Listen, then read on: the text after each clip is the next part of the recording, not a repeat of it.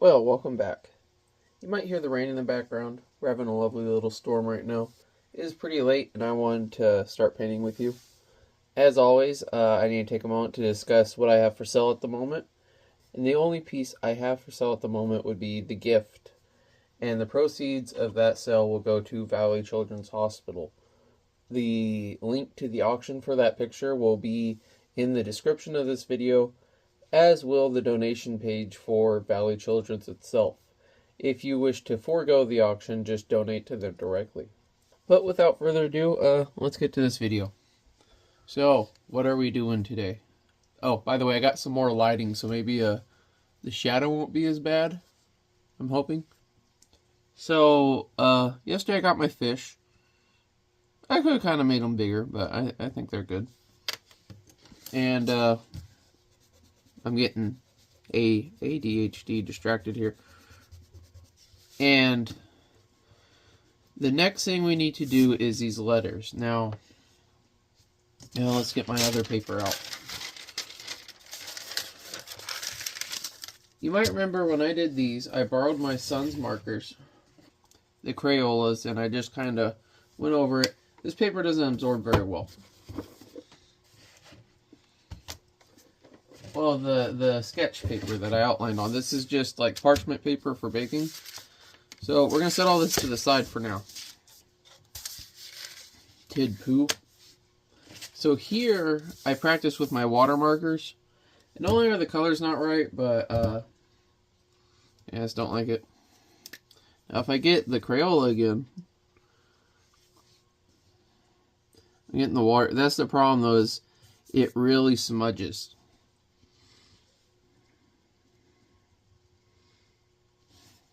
I mean, this smudges too with the water, if any of it gets wet. So, I'm really going to have to be careful when going and painting this in later, is what I'm getting at. I mean, I can go in there and see, this is me showing you a mistake. I'm trying to erase it right now. It's literally tearing a hole in the paper. You really should wait for this to dry. Kind of just showing you bad examples of things that could go wrong at the moment. Yeah, my other solution was to draw through it with color pencil and then go in and do that later. And it's looking like right now that might be the best option, because then I can get the background colored in, and then I can do that kind of as a last step to where because I'm really going to have to saturate the background with a lot of different colors. But I do want to use this in the picture. Also, though, the color pencils, they don't erase too easy. And they withstand the water really well. Where's my horsehair brush? So, what we're going to do right now is I'm just going to slowly go through here and erase part lines. Do a little connect the dots. And then maybe we'll clean up the background more and start on the water effects. Now, of course, I outlined the water effects blue there, and I'm not really sure if I want to do it like that or I want to do it like a lot of my other pieces. What I did on there is I outlined it more with my normal ink, but I mean, I could experiment with color pencil on this one. I don't know. We'll figure that out when we get there, though. I need to concentrate on what's at hand. Part of my problem is I'm always worried about 2 steps ahead. And I don't even have my foot in the door yet. Oh yeah, I can tell you right now, I already like the reduction in shadow. What I do is I have my ring light over you right now. See, I got just that little blue line there. Oh, this is the dirty one from what I was doing just now. See, I'm coming over here to smudge it on the desk to actually get that off to clean my pencil bit. Like here, look right there, that side, how it's dirty. A lot cleaner. You want clean erasers. I'm actually not trying to erase this all the way because I faintly want it there.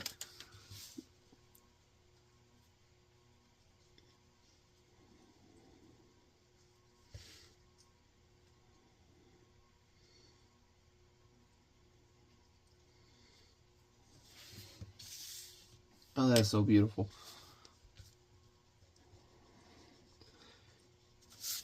Oh man, I overdid that. So I really want this line to line up, so it's just going to be like... Now, I'm just going to make an example of showing you. See, when I try to erase it, it really didn't come up. So I'm trying to be light with it to begin with. I mean, I can get up, it's just... It takes a lot of steady, easy erasing. If you go too forceful with it, you tear your paper up. You know, me manhandling my paper, and not gonna lie, is a big reason why I use thick paper. That and the water and just... I had the best... I shopped around for paper a lot. I hate... A lot of times I'll find a brand I really like, and I'll go out of business and then I have to find another one. So see right there, my line was a little off, but what I did is I just made it a little fatter, just filled it in. Went smooth. I might fill this D in here. It's the shadowing that's different, not the... or the O's. Like this O, it could go... Oh, that was bad. I got a random blue dot. I don't want there. I am going to go later, like when I do this, and just kind of like, to give it that stipply spray painting effect, but I don't want that right now. See, I'm actually having a hard time getting it, or I have a hard time getting it off with the eraser. And I mean, it's still faintly there.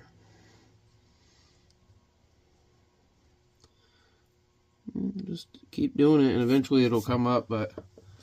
And as I lay other color over it. That's part of why I'm using the color pencil now. A mixture of that and... Again, it just handles the watercolor really well. Like, I could watercolor right over this with yellow, and it's not going to run. Like in this one, how I penciled that in. Although I probably will end up doing something like that to get a softer effect.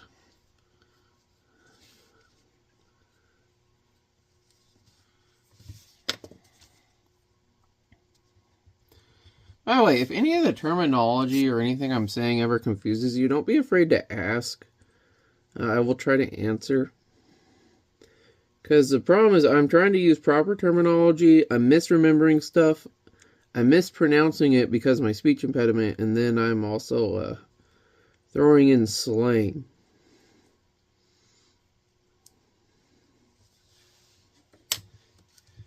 My slang is personal, so...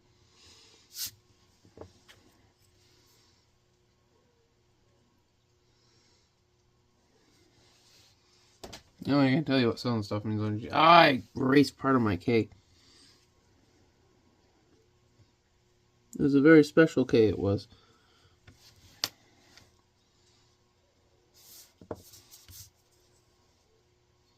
'Tis a good K. Was the best K we ever had.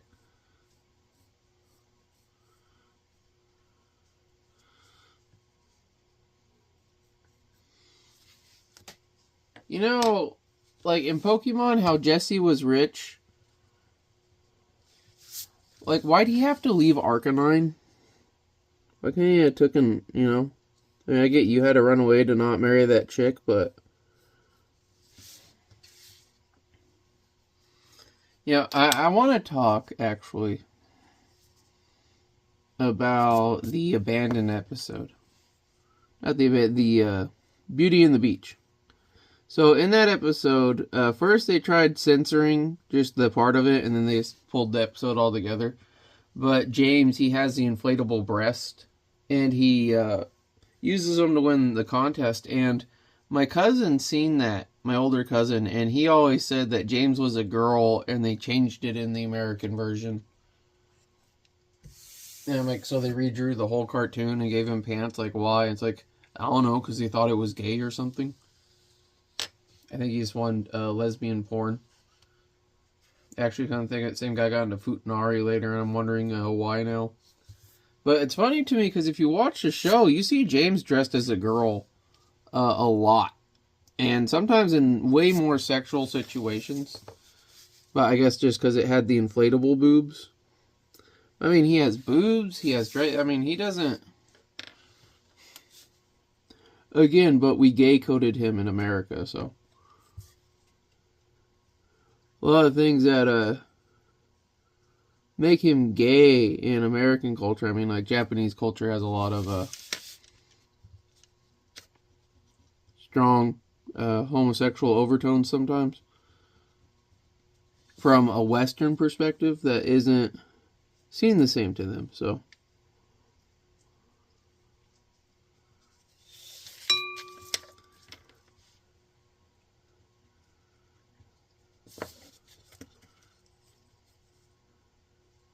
I don't think Pokemon's gonna like my videos very much, considering what I talk about. You know, my appreciation for Japanese culture is part of what made me like the games. You know, I actually did a little mini video recently. I was talking about how it feels like Pokemon hasn't released a Pokemon game in years. And what I mean about that is, pull out my Game Boy again. I can sit here and play one-handed while I'm watching TV, I'm doing things. This was great. You know, this is what Tim Curry was pissed about when someone stole it from him. They hadn't done that. And the console games, the modern console games, I feel like for what they are, like, I still think the animations in Pokemon Stadium look better than modern 3D Pokemon.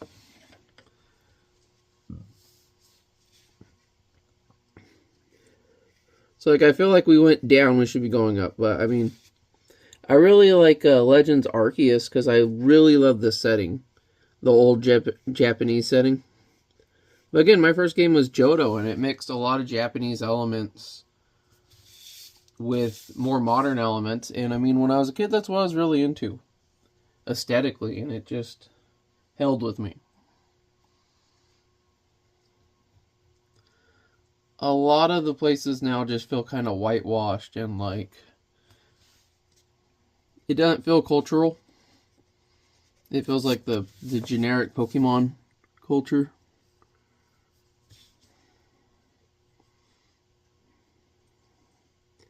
Oh, they tried to like de-Japanese Pokemon, kind of, but it's funny because they're still like very Japanese in some regards.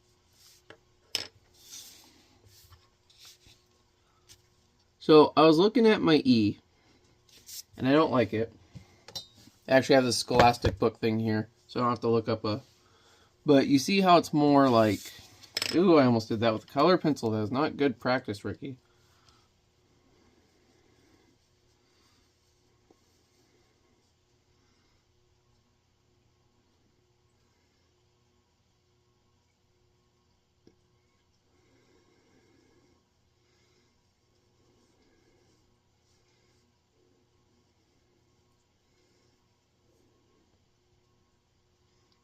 And if you look at the box art, it kind of does like this.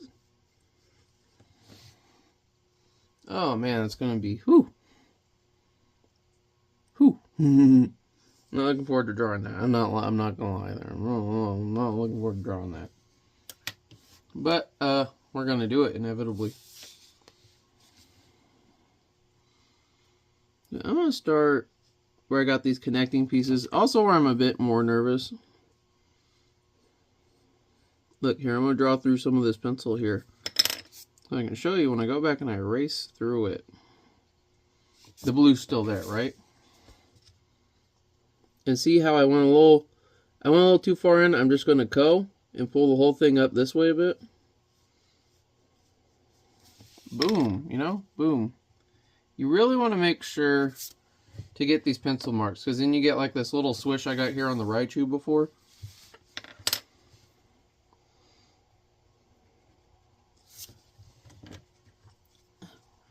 By the way, you know, how was your day? I know you really can't answer me, but, you know, I hope, whatever brought you here in this moment, that, feel a bit better now, feel more relaxed. I know I do. Really enjoy, I mean, I just enjoy making videos.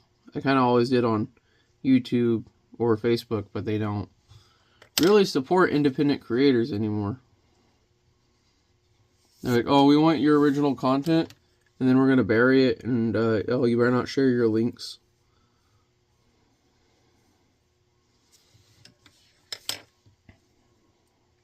But you know, that wouldn't bother me if I wasn't constantly getting freaking scammers on there and whatnot, doing all the shit that Facebook gets mad at me for doing, trying to be a legitimate person, you know, and trying to use their platform in a way with their partnership program.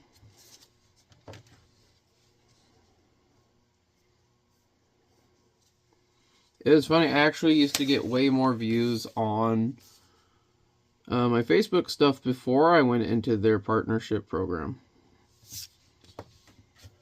Like, my stuff got halved and they really stopped showing it after that. They also get mad because I share links. I'm like, I hear a song I like I want to share it on Facebook. I want my friends on Facebook to see it. They apparently have a problem with that. But some fucking fake Malaysian account can add me and a bunch of people and just host a bunch of porn links.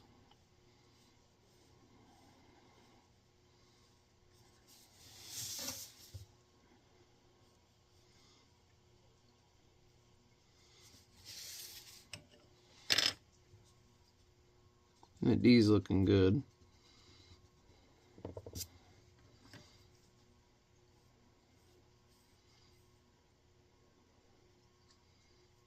Now some of this is just kind of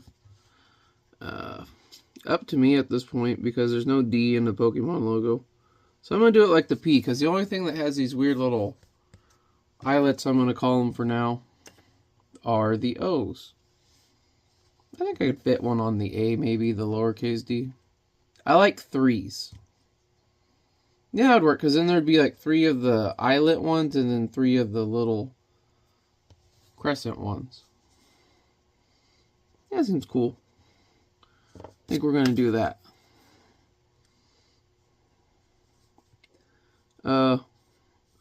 One thing, I mean, I have trouble discussing this in a way.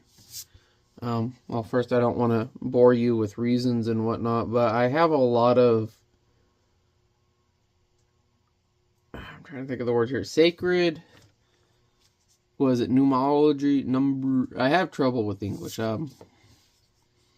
sacred numbers. I have a lot of sacred and hidden numbers in my artwork.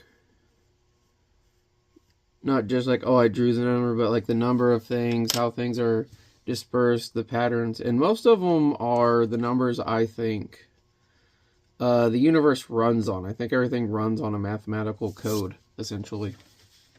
And it's kind of like Pokemon. You know, you have certain numbers assigned to you that resonate a bit more with you. And all that stuff is all in my art.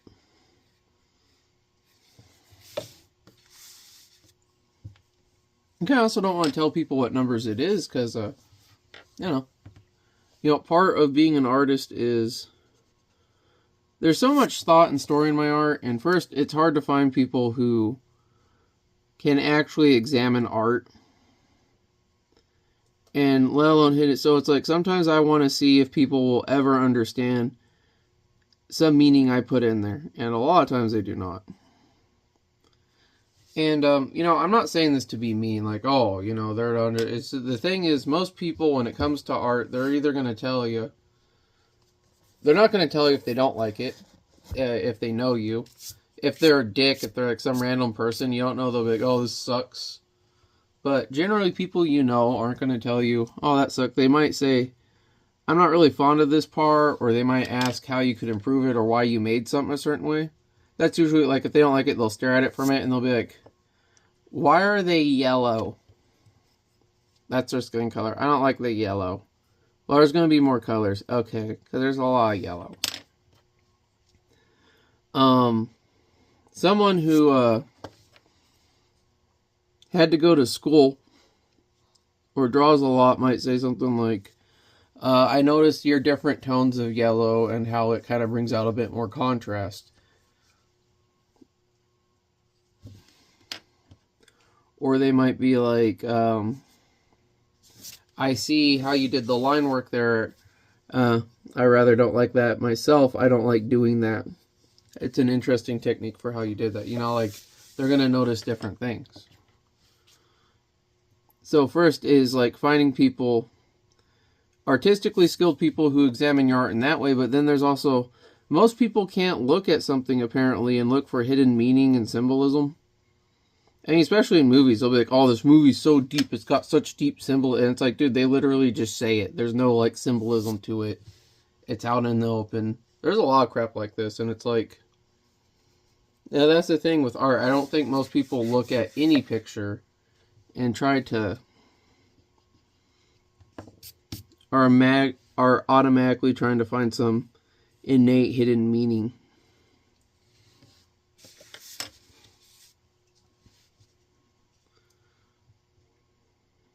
I had one friend, he was showing me old pictures he had done in high school one time. And he got to a spray painting of kind of this flowery dancer. I think that's the best way to put it. And I said, oh, it's very feminine. And he got like this expression on his face, and he dropped the book, and he's like, dude, in all my years, no one has said that. I'm like, well, it seems pretty basic to me. It's a flower and it's dancing, you know. And it's like, you know, you would think, but that guy was very self-taught, though. He got mad because we were doing spray paint one time, and he's like, what are you doing? You're wasting all that color. I'm like, this is my base layer. I'm going to outline it. He's like, you know how long it took me to figure that out? I'm like, well, I kind of cheat-coded it, bud. My mom put me in school for this shit.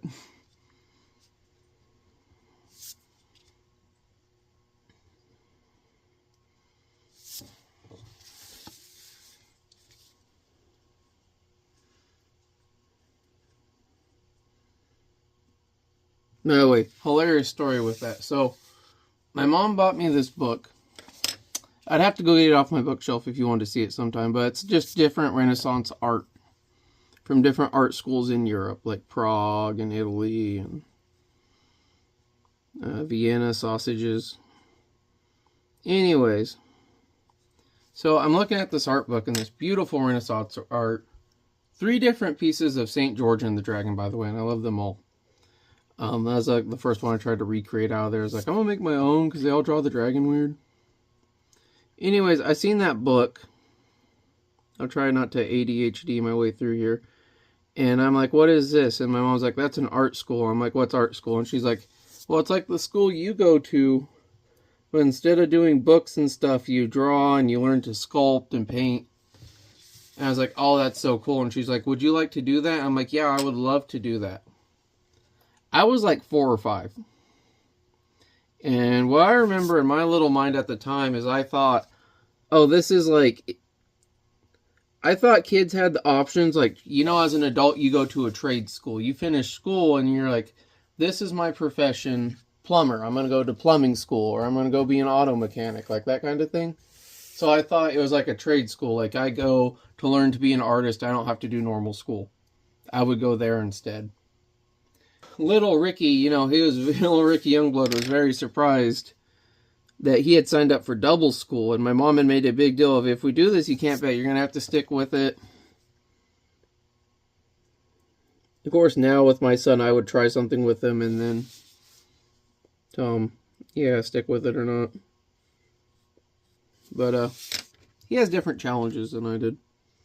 And, you know, I went to this one for, I can't remember her name now, but it was, again, I'm sorry, just a red-headed, freckly woman. We'll go with that.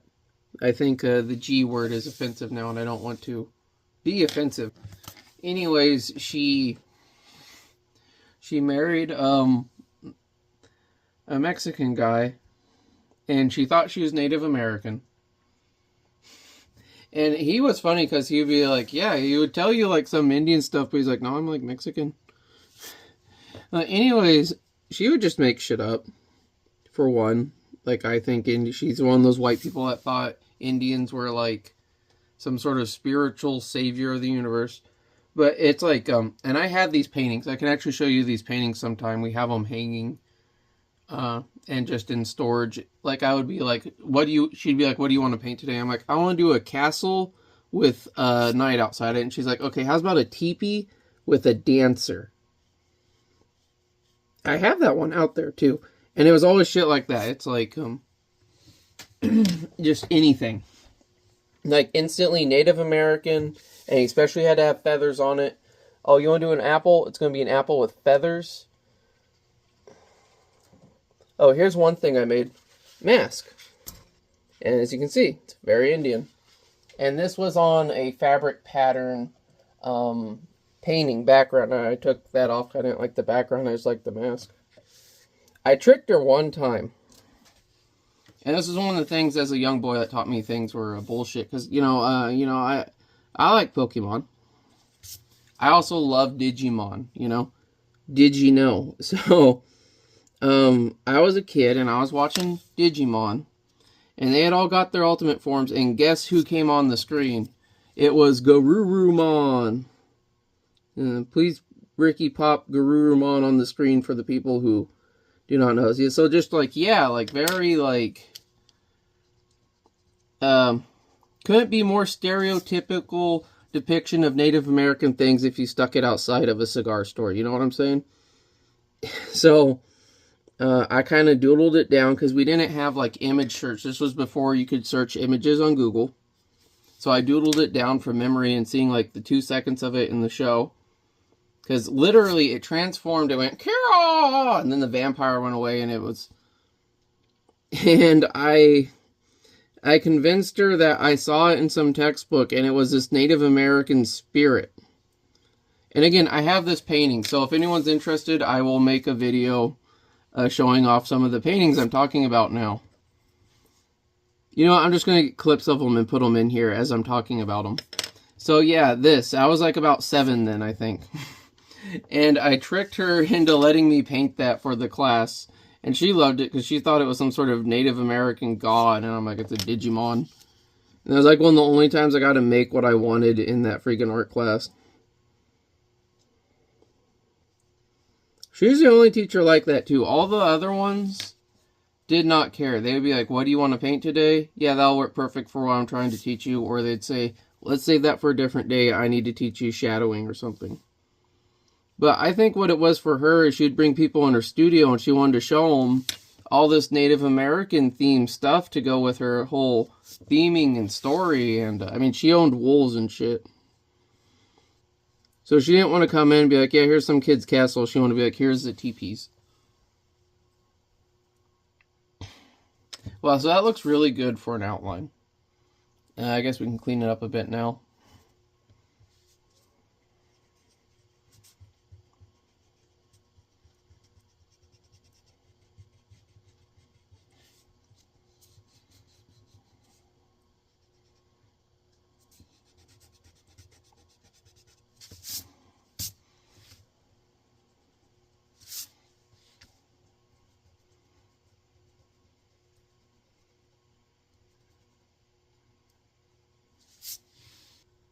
But yeah, I never told her that it was a Digimon.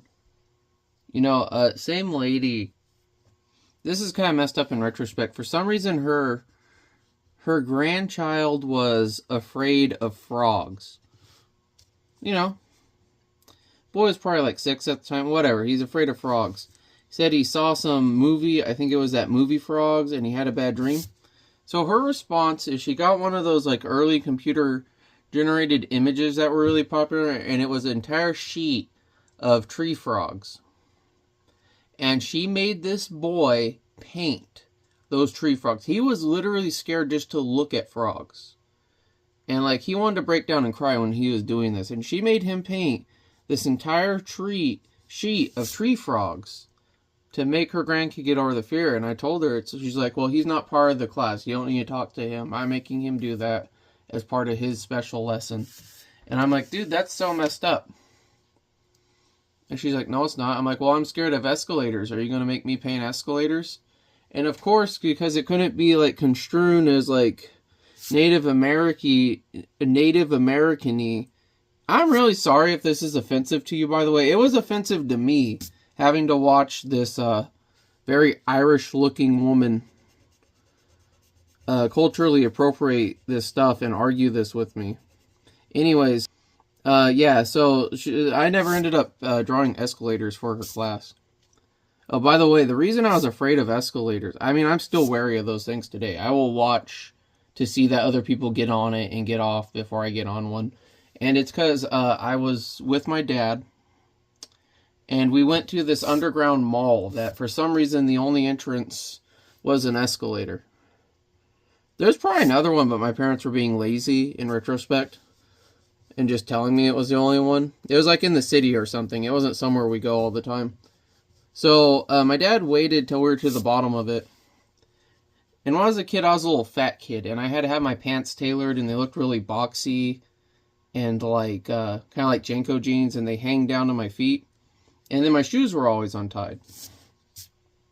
So I was standing on the fabric of my jeans, and my shoes were untied, and he's like telling me stories about how people get their toes sucked into escalators, and they get them ripped off, and they get eaten by the escalator. I'm like 6, mind you, and I'm terrified, and I don't want to go up the escalator. And they go up it, and they look down that I'm not getting on. They're pissed because I won't get on it. My dad has to go down and pick me up. I mean, I'm still like wary of those things today. And you know, I was starting to get over it as an adult. And then I seen that video in China of those fucking workers who didn't secure the hatch. And that poor fucking woman makes it to the top and has the wherewithal as she's being eaten by the fucking thing to throw her child to safety. And she just disappears into that fucking thing, man. It's fucking horrible. Like, if you haven't seen that video, don't look it up. That's how horrible. It's fucking one of the hardest things I've seen next to that kid being fucking beheaded for supposedly helping anti-Taliban for it. It's fucking... That stuff makes me sick too, because they put that on the news and they censor the kid's face because they think that makes it better, because they want to show you some perverse shit to get you to watch their news program. But they can't even respect the fucking kid who's being fucking murdered while they're trying to make money off him. So I found the original clip and I watched it, and I watched that kid's face. And I looked in his eyes, dude.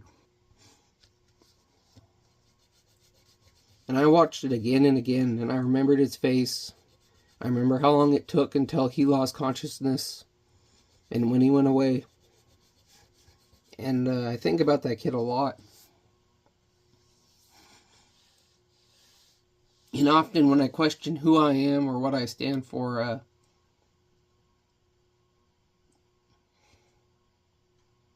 that kid reminds me.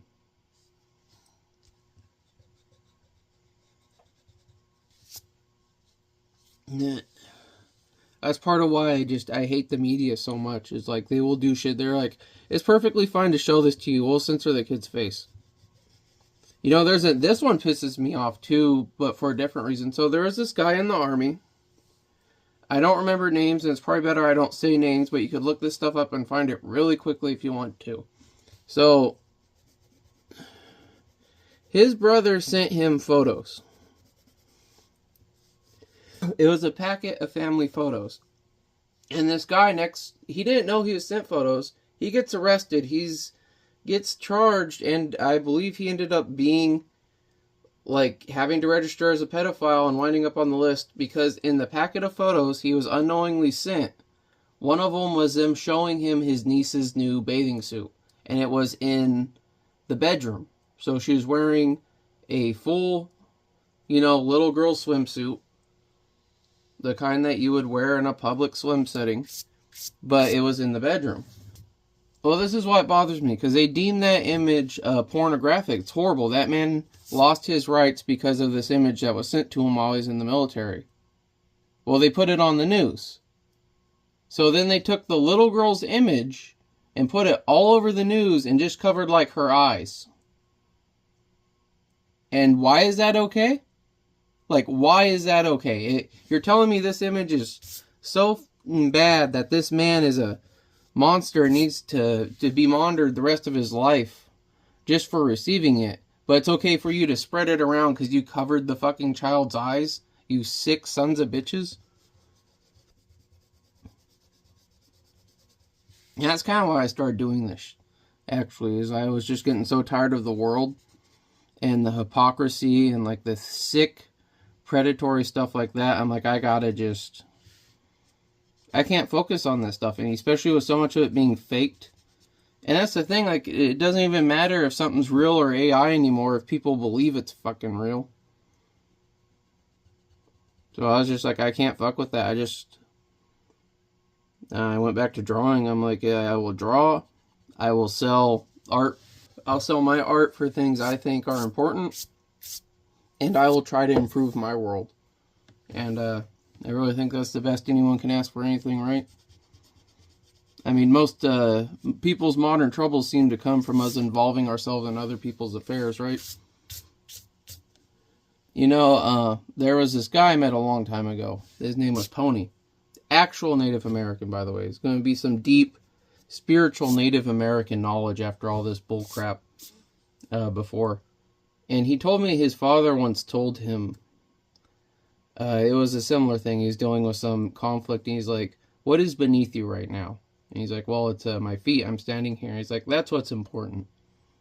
Is that you are a man, you are standing here, and you can defend what is under you. You don't have to worry about anything else. And that really stuck with me, and that always helped me. And I never got a chance to tell Pony that.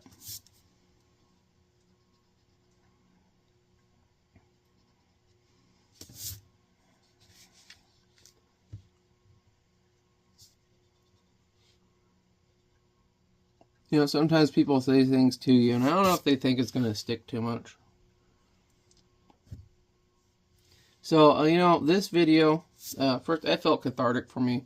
I got my background looking pretty clean.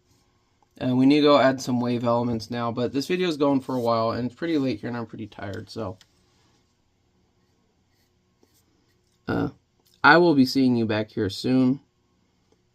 And again, next time we'll be working on the wave elements. We'll probably ink them in, then we'll finally start paint. We'll paint that layer, then these, and then once everything's done, we'll add their tags.